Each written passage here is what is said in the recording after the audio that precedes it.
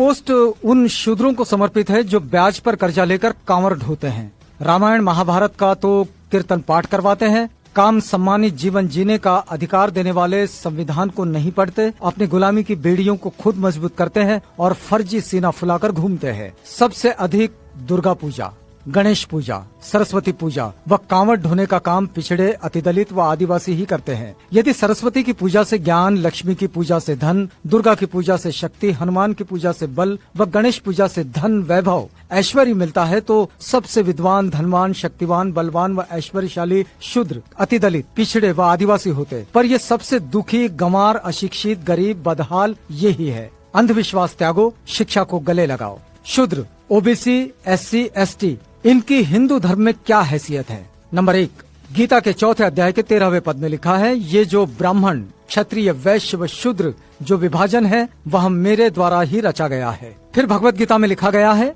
9वें अध्याय के 32वें पद में, मेरी शरण में आकर स्त्री, वैश्य, शूद्र भी जिनकी उत्पत्ति पाप योनि से हुई है परम गति को प्राप्त हो जाते हैं। महाभारत में लिखा है, शूद्र का प्रमुख कार्य तीनों वर्णों की सेवा करना है। महाभारत ये भी लिखता है कि शूद्रों को संचित धन से स्वामी की रक्षा करनी चाहिए।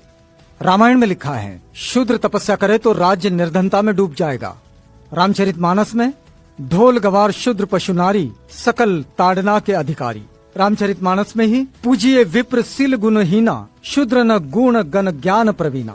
आपस्तम धर्म सूत्र में लिखा है, वह शूद्र जो ब्राह्मण के चरणों का धोवन पीता है, राजा उससे कर टैक्स ना ले। कथक संहिता में लिखा है कि जिस गाय का दूध अग्निहोत्र के काम आवे, शूद्र उसे ना छुएं। इतरे ब्राह्मण सूत्र में लिखा है कि शूद्र केवल दूसरों का सेवक है, इसके अतिरिक्त उसका कोई अधिकार नहीं है। स्कंद पुराण में लिखा गया है कि यदि कोई ब्राह्मण शूद्र को शिक्षा दे तो उस ब्राह्मण को चंडाल की भांति त्याग देना चाहिए।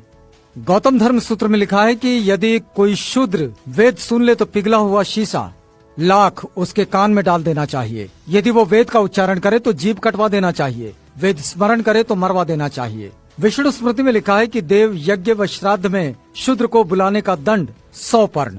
आपस्तम धर्म सूत्र में कहा गया है कि ब्राह्मण कान तक उठाकर प्रणाम करे, क्षत्रिय वक्षस्थल तक, वैश्य कमर तक व शूद्र हाथ जोड़कर एवं झुककर प्रणाम करे। तैत्तरीय ब्राह्मण सूत्र में लिखा है कि ब्राह्मण की उत्पत्ति देवता से, शूद्रों की उत्पत्ति राक्षस से हुई है। गौतम धर्म सूत्र में लिखा है, यदि शूद्र जप तप होम करें तो राजा द्वारा दंडनीय है। शतपथ ब्राह्मण सूत्र में लिखा है कि यज्ञ करते समय शूद्र से बात नहीं करनी चाहिए। विष्णु पुराण लिखता है कि जो शूद्र अपने प्राण, धन तथा अपनी स्त्री को ब्राह्मण के लिए अर्पित कर दे, उस शूद्र का भोजन ग्राह्य है। महाभारत के अनुसार शूद्र राजा नहीं बन सकता। गीता के अनुसार शूद्र को ब्राह्मण, क्षत्रिय और वैश्यों की गुलामी करनी चाहिए। रामायण के अनुसार शूद्र को ज्ञान प्राप्त करने पर मृत्यु दंड मिलना चाहिए। वेद कहते हैं शूद्र ब्रह्मा के पैरों से पैदा हुआ है, इसलिए वो नीच है। मनुस्मृति के अनुसार शूद्र का कमाया धन ब्राह्मण को बलात् छीन लेना चाहिए।